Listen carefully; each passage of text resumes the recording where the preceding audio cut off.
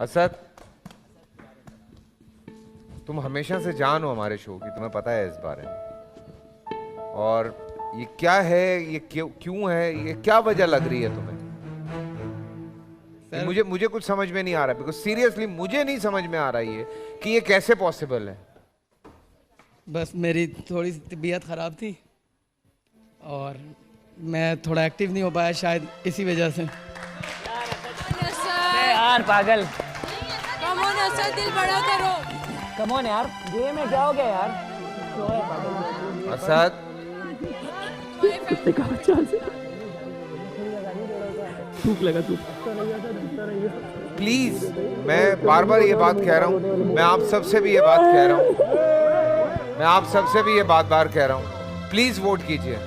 जो आपका favourite participant है, प्लीज उसको वोट कीजिए। जो भी हमारे फैंस हैं, मैं खुदा चाहूंगी के मेरे वास्ते। फैंस, हम सबके फैंस, वो प्लीज असद के लिए ज्यादा से ज्यादा वोट करें ताकि वो वापस आए हमारे साथ। और रिटर्न है, तायरान वापस